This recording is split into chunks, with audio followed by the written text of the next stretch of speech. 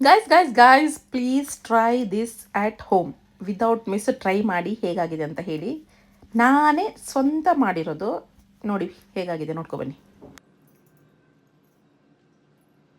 ಏನು ಗೊತ್ತಾ, egg puff ಮಾಡೋಣ ಅಂತಿದ್ದೀನಿ ಇವತ್ತು. Full whole egg. ಸೊ ಇದು ಪ್ರೀ ಹೀಟಿಗೆ ಇಟ್ಟಿದ್ದೀನಿ, ಏರ್ ಫ್ರೈಯರ್. ಇದು ಗೋಧಿ ಹಿಟ್ಟಿದ್ದು ಶೀಟ್ ನಾನೇ ಮಾಡಿರೋದು.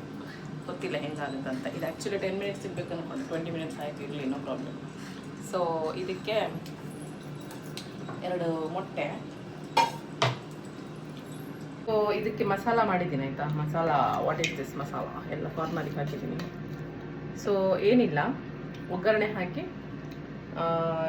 ಆನಿಯನ್ ಮತ್ತು ಟೊಮ್ಯಾಟೊ, ಗ್ರೀನ್ ಚಿಲ್ಲಿ, ಒಗ್ಗರಣೆ ಅಷ್ಟೇ, ನಥಿಂಗ್ ಎಲ್ಸ್.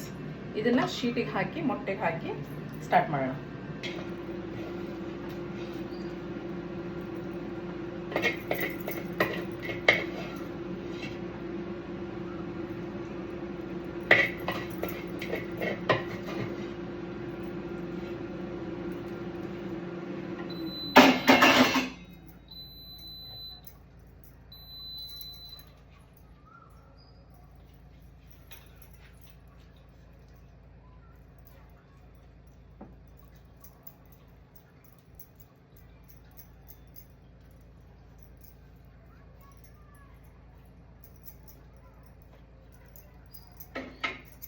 ಈಗ ಫುಲ್ ಮೊಟ್ಟೆ ಇಡ್ತಿದ್ದೀನಿ. ಇದು ಫುಲ್ ಮೊಟ್ಟೆ ಫೋಲ್ಡ್ ಮಾಡೋಣ.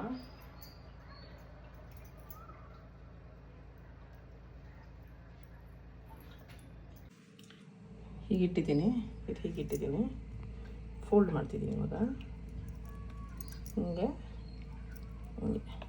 ಓಕೆ, ಸೊ ಫಸ್ಟ್ ಟೈಮ್ ನಾನು ಟ್ರೈ ಮಾಡ್ತಿರೋದು. ಟೇಸ್ಟ್ ನೋಡಿ ಹೇಳ್ತೀನಿ ಆಮೇಲೆ ಹೇಗೆ ಬಂದಿದೆ ಅಂತ, ಓಕೆನಾ. ಸ್ವಲ್ಪ ಕವರ್ ಮಾಡೋಣ.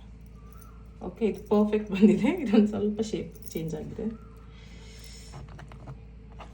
ಇದಕ್ಕೆ ಸ್ವಲ್ಪ ಆಯಿಲ್ ಹಾಕ್ತೀನಿ ಆಮೇಲೆ, ಇಲ್ಲಾಂದರೆ ಬಟರ್ ಹಾಕ್ತೀನಿ. ಮಿನಿಟ್ಸ್ ಆಗಿದೆ, ಬಿಸಿ ಇದೆ ಆ್ಯಕ್ಚುಲಿ, ಕೇರ್ಫುಲ್ ಆಗಿರಬೇಕು. ಫುಲ್ ಬಿಸಿ ಇದೆ. ಇದನ್ನು ಇವಾಗ ತೆಗೆದುಬಿಟ್ಟು ಟ್ರಾನ್ಸ್ಫರ್ ಮಾಡ್ತೀನಿ. ಸೊ ಬಟರ್ ಇದು ಮಾಡಬೇಕಲ್ವಾ, ಮೆಲ್ಟ್ ಮಾಡಬೇಕು. ಅದಕ್ಕೆ ಹೀಗೆ ಪೀಸಾಗಿ ಇಟ್ಬಿಟ್ಟಿದ್ದೀನಿ. ಒಳಗಡೆನೂ ಹಾಕ್ಬೋದು, ಬಟ್ ಒಳಗಡೆ ನಾನು ಆಲ್ರೆಡಿ ಅದು ಮಿಕ್ಸ್ಚರ್ನ ಕೊಕೊನಟ್ ಆಯಿಲಲ್ಲಿ ತುಂಬ ಚೆನ್ನಾಗಿ ಆಯಿಲ್ ಹಾಕಿ ಮಾಡಿದ್ದೀನಿ. ಈಗ ಇದನ್ನು ಮತ್ತೆ ಇವಾಗೆಲ್ಲ ಬೆಂದಿದೆ, ಮೊಟ್ಟೆ ಬೆಂದಿದೆ, ಮಸಾಲ ಬೆಂದಿದೆ. ಒಳ್ಳೆ ಇದು ಲೇಯರ್ಸ್ ಮಾತ್ರ ಬೇಯಕ್ಕಿದೆಯಲ್ಲ,